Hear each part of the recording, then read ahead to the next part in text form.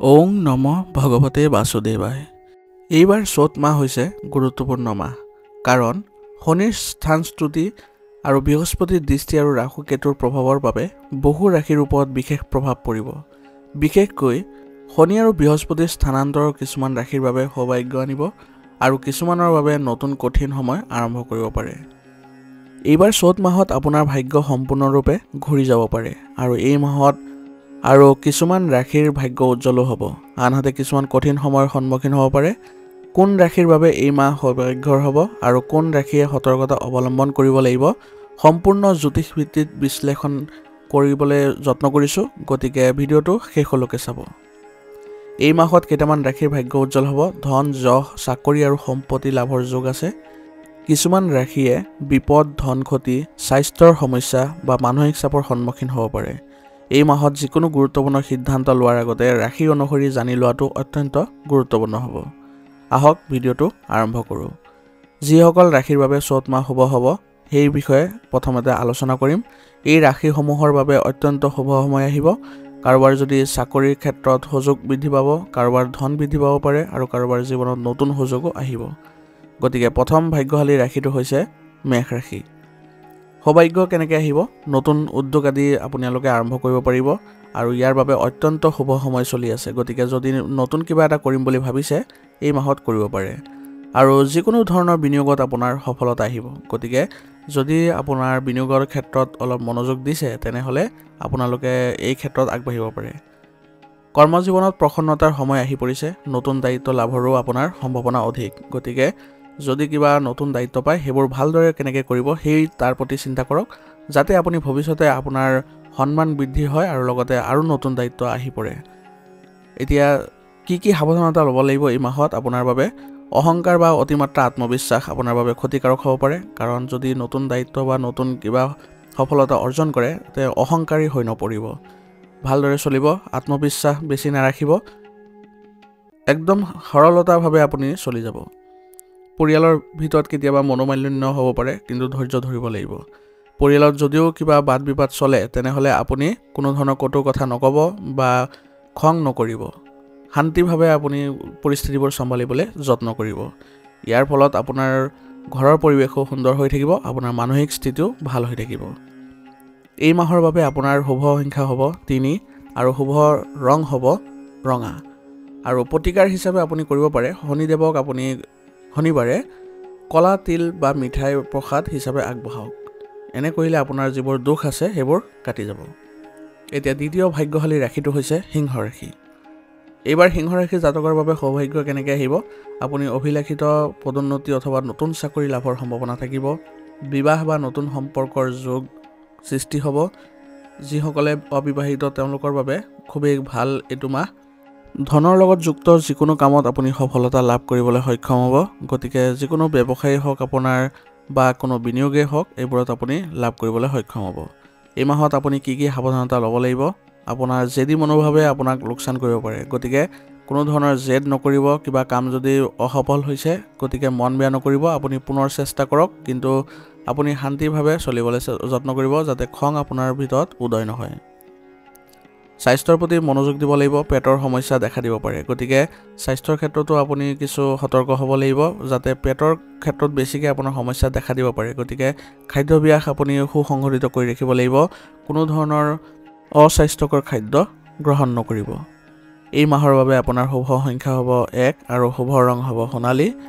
আৰু প্ৰতিকাৰ হিচাপে আপুনি এই মাহত সূৰ্যদেৱক প্ৰণাম কৰিব পাৰে আৰু লগতে গংগা জল অৰ্পণ কৰিব পাৰে। এনে কৰিলে আপোনাৰ বহুতো সমস্যা নাইকিয়া হ'ব। এতিয়া তৃতীয় ভাগ্যশালী ৰাশিটো হৈছে মকৰ ৰাশি। মকৰ ৰাশিৰ ক্ষেত্ৰত আপোনাৰ কৰ্মৰ ক্ষেত্ৰত কিছু বৃহস্পতিৰ আশীৰ্বাদ পাব, যাৰ ফলত আপোনাৰ উন্নতি দেখিব। যিকোনো বিনিয়োগ আপোনাৰ বাবে লাভজনক হ'ব আৰু মানসিক শান্তি বৃদ্ধি পাব।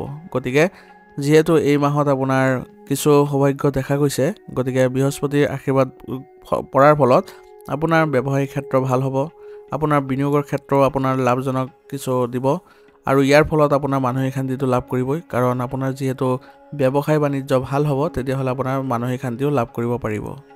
যদিও আপোনাৰ এই মাহ আপোনাৰ সৌভাগ্যৰ সৃষ্টি কৰিব, তথাপিও আপোনাৰ কিছু ক্ষেত্ৰত অশান্তিৰ সৃষ্টি হ'ব পাৰে বা সাৱধানতা অৱলম্বন কৰিব লগা হ'ব পাৰে। এই মাহত আপোনাৰ অহেতুক ভয় বা দুশ্চিন্তা আহিব পাৰে, গতিকে সেইবোৰ এৰাই চলিবলৈ যত্ন কৰিব লাগিব।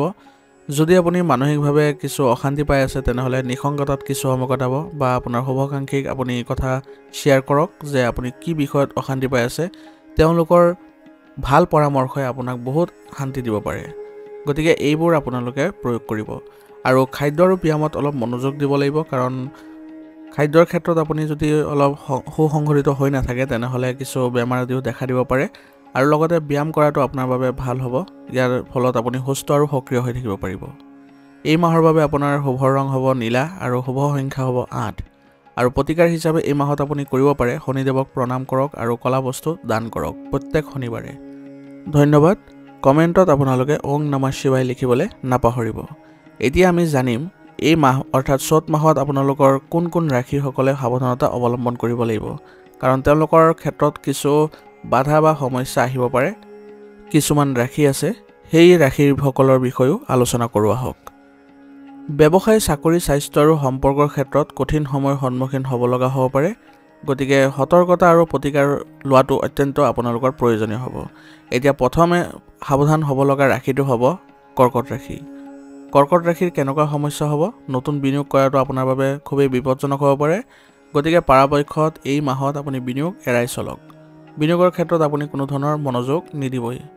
মানসিক চাপৰ উদ্বিগ্নতা বৃদ্ধি পাব, গতিকে মানসিক চাপ আপুনি এৰিবলৈ হ'লে বা চিন্তা দূৰ কৰিবলৈ হ'লে আপুনি কিছু কামত ব্যস্ততা দেখুৱাব লাগিব, বা যিবোৰ আপোনাৰ ভাল লগা কাম আছে সেইবোৰত আপুনি মনোযোগ বৃদ্ধি কৰক আৰু নিসংগতাত কিছু সময় কটাবলৈ যত্ন কৰিব, অৰ্থাৎ ধ্যান কৰাটো আপোনাৰ বাবে ভাল হ'ব। পৰিয়ালৰ ভিতৰত মতবিৰোধ বৃদ্ধি পাব পাৰে, গতিকে এই মাহত পৰাপক্ষত আপুনি পৰিয়ালত আপুনি কম কথা কোৱাটো আপোনাৰ বাবে ভাল হ'ব, কাৰণ আপোনাৰ কথা ক'লে বিবাদৰ সৃষ্টি হ'ব পাৰে। কি কি সাৱধানতা ল'ব লাগিব? বাদ বিবাদ এৰাই চলক, আত্মনিয়ন্ত্ৰণ বজাই ৰাখক। গতিকে নিজকে বহুখিনি নিয়ন্ত্ৰণ কৰিব পাৰিলে আপোনাৰ বহু ক্ষেত্ৰত আপুনি সমস্যাৰ পৰা উপশম পাব। গতিকে এইবোৰ ক্ষেত্ৰত অলপ সতৰ্ক হ'ব আৰু ধৈৰ্য ধৰিব, সংযমতা বজাই ৰাখিব।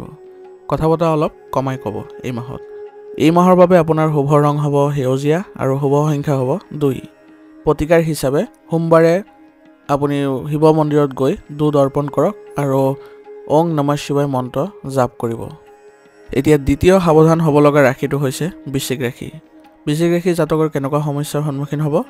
জীৱন সংগীৰ সৈতে আপোনাৰ মনোমালিন্য বৃদ্ধি পাব পাৰে, গতিকে আপোনাৰ জীৱন সংগীৰ সৈতে আপুনি মতবিৰোধ নকৰি তেওঁলোকক বুজাবলৈ যত্ন কৰিব, যাতে আপোনাৰ যিবোৰ সমস্যা আছে তেওঁলোককো অৱগত কৰিব, যাতে দুয়োজনে একেলগে মিলি আগবাঢ়িব পাৰে। তেনে কৰিলেহে আপোনাৰ মানসিকভাৱে শান্তি লাভ কৰিব পাৰিব আৰু কিছু আপুনি সহায়ো পাব। গতিকে জীৱন সংগীৰ সৈতে ভালদৰে চলিবলৈ যত্ন কৰক আৰু দুয়োজনে সম্পৰ্ক ৰক্ষা কৰি আপোনালোকৰ ভাল বেয়া দুয়োটা পৰিস্থিতিৰে আপোনালোকে আগুৱাই যাওক। এই মাহত আপুনি কিছু স্বাস্থ্যৰ সমস্যাও দেখা পাব, গতিকে স্বাস্থ্যৰ ক্ষেত্ৰতো অলপ সতৰ্ক হ'ব লাগিব আৰু খাদ্যাভ্যাসত আপুনি গুৰুত্ব দিব লাগিব, কাৰণ ইয়াৰ ফলতে বেছিকৈ আপোনাৰ সমস্যাৰ সৃষ্টি হ'ব পাৰে। আৰু পৰিষ্কাৰ পৰিচ্ছন্নতা বেছিকৈ অৱলম্বন কৰিব, তেতিয়া আপোনাৰ কোনো ধৰণৰ স্বাস্থ্যৰ সমস্যা দেখা নিদিব। আৰু সহকৰ্মীৰ লগত সংঘাত হ'ব পাৰে। যদি আপোনাৰ ব্যৱসায় আছে তেতিয়াহ'লে কৰ্মচাৰীৰ সৈতে বেয়া হ'ব পাৰে, আৰু যদি আপুনি চাকৰি কৰি আছে তেনেহ'লে আপোনাৰ চাকৰিত সহকৰ্মীৰ সৈতে আপোনাৰ বাদ বিবাদ হ'ব পাৰে। গতিকে পৰাপক্ষত আপুনি এইবাৰ আপুনি অফিচত বা কাৰ্যালয়ত আপুনি অলপ কথা কমাই কৈ আপুনি তেওঁলোকৰ সৈতে কোনো ধৰণৰ বাদ বিবাদৰ লগত জড়িত যিকোনো টপিকেই হওক বা আলোচনাই হওক সেইবোৰত আপুনি যোগদান নকৰিব। এতিয়া এই মাহত আপুনি কি কি সাৱধানতা ল'ব লাগিব? স্বাস্থ্যৰ প্ৰতি মনোযোগ দিব লাগিব আৰু অহেতুক যিবোৰ বিতৰ্ক আছে সেইবোৰ এৰাই চলিব লাগিব আৰু নিজকে সংযত কৰিবলৈ যত্ন কৰিব, আৰু লগতে ধ্যান কৰিব। সদায় ধ্যান কৰিব 5 মিনিট 10 মিনিট হ'লেও আপুনি দেখিব যে আপোনাৰ মন শান্তি হৈ পৰিছে আৰু সংযমতা বজাই ৰাখিবলৈ আপোনাৰ শক্তি বৃদ্ধি পাইছে। এই মাহৰ বাবে আপোনাৰ শুভ ৰং হ'ব বেগুনীয়া আৰু শুভ সংখ্যা হ'ব 7। প্ৰতিকাৰ হিচাপে প্ৰত্যেক মংগলবাৰে হনুমানজীৰ মন্দিৰত গৈ গুড় আৰু চেনি দান কৰক। আপুনি দেখিব আপুনি কিছু সুফল লাভ কৰিছে। তৃতীয় সাৱধান হ'ব লগা ৰাশিটো হৈছে কুম্ভ ৰাশি। কুম্ভ ৰাশিৰ জাতকৰ যিকোনো ধনৰ লেনদেনত অধিক সতৰ্কতা ল'ব লাগিব, অৰ্থাৎ আপুনি ধনৰ লেনদেনৰ সময়ত আপোনাৰ কিছু ভুল হোৱাৰো সম্ভাৱনা থাকিব, গতিকে এই ক্ষেত্ৰত সতৰ্ক হ'লে আপুনি কিছু ইয়াৰ সমস্যাৰ পৰা সমাধান পাব। আৰু কৰ্মজীৱনত আপোনাৰ কিছুমান বাধাৰ সন্মুখীন হ'ব পাৰে, যাৰ ফলত আপোনাৰ মানসিক চাপো বৃদ্ধি পাব। গতিকে এই বাধা আপুনি অলপ ধৈৰ্য ধৰিলে আপুনি সমাধান পাব আৰু লগতে আপোনাৰ মানসিক চাপ বৃদ্ধি হোৱাৰ ফলত আপোনাৰ খং আৰু উদ্বিগ্নতাও বৃদ্ধি পাব, যাৰ ফলত আপোনাৰ পৰিয়ালতো সমস্যাৰ সৃষ্টি হ'ব পাৰে। আপোনাৰ বন্ধু বান্ধৱীৰ সৈতেও আপোনাৰ কিছু সম্পৰ্ক বেয়া হ'ব পাৰে। গতিকে সংযমতা বজাই ৰাখিবলৈ যত্ন কৰিব আৰু কি সাৱধানতা ল'ব আগতে জানি লওক। যিকোনো সিদ্ধান্ত লোৱাৰ আগতে আপুনি ভালদৰে ভাবি চিন্তি ল'ব লাগিব আৰু যদি আপুনি নিজে সিদ্ধান্ত ল'বলৈ সমস্যা পাই আছে তেনেহ'লে আপুনি সিদ্ধান্তবোৰ কোনো শুভাকাংক্ষী বা আপোনাৰ অভিজ্ঞতা থকা ব্যক্তিৰ সৈতে আলোচনা কৰি ল'বলৈ যত্ন কৰিব। ইয়াৰ ফলত আপোনাৰ সিদ্ধান্তবোৰত কোনো ধৰণৰ ভুল নহয় আৰু বিবেচনা কৰি থাকিলে আপোনাৰ সিদ্ধান্তবোৰ ভাল হ'ব। আপুনি নিয়মিতভাৱে ধ্যান আৰু যোগৰ অভ্যাস কৰক। কমেও আপুনি দৈনিক 10 মিনিট আপুনি ধ্যান কৰিবলৈ যত্ন কৰক। ধ্যানে আপোনাক মানসিক শান্তি দিবলৈ সক্ষম কৰিব আৰু লগতে আপুনি ভাল সিদ্ধান্ত ল'বলৈ সক্ষম হ'ব আৰু আপোনাৰ ধৈৰ্য আৰু শান্তি বজাই ৰাখিবলৈ আপুনি সক্ষম হ'ব। গতিকে ধ্যান কৰাটো আপোনাৰ বাবে অত্যন্ত প্ৰয়োজনীয় হ'ব। গতিকে এইবোৰ কথা অলপ মনত ৰাখি আপুনি আগবাঢ়ি যাওক। এই মাহত আপুনি কিছু হ'লেও আপুনি সমস্যাৰ সমাধান পাব। এই মাহৰ বাবে আপোনাৰ শুভ ৰং হ'ব ৰঙা আৰু শুভ সংখ্যা হ'ব 4। প্ৰতিকাৰ হিচাপে আপুনি প্ৰত্যেক শনিবাৰে শনিদেৱক তেল অৰ্পণ কৰক। আপোনাৰ সমস্যাৰ পৰা সমাধান লাভ কৰিব। কমেণ্টত ওং নমঃ শিৱায় লিখিবলৈ নাপাহৰিব। এই ভিডিঅ'টোৰ জৰিয়তে মই এই মাহৰ বাবে বা চ'ত মাহৰ বাবে কাৰ সৌভাগ্যৰ উদয় হ'ব বা কি জাতক বা ৰাশি সতৰ্কতা ল'ব লাগিব মই বিশ্লেষণ কৰি দিছোঁ আৰু লগতে আপোনালোকক প্ৰতিকাৰো দি দিছোঁ। গতিকে সেইবোৰ গ্ৰহণ কৰি আৰু এইবোৰ পালন কৰি আপোনালোকে আগবাঢ়ি যাব। আপোনাৰ দেখিব এই মাহত ধুনীয়াকৈ আপোনালোকে চলিবলৈ সক্ষম হ'ব। ধন্যবাদ। যদি ভিডিঅ'টো ভাল লাগিছে তেনেহ'লে লাইক কৰিব আৰু চেনেলত যদি নতুন হৈ আহিছে তেনেহ'লে চেনেলটো ছাবস্ক্ৰাইব কৰি ল'ব আৰু কমেণ্টত ওং নমঃ শিৱায় লিখিবলৈ নাপাহৰিব। আপোনালোকৰ সকলোৰে ভাল হওক।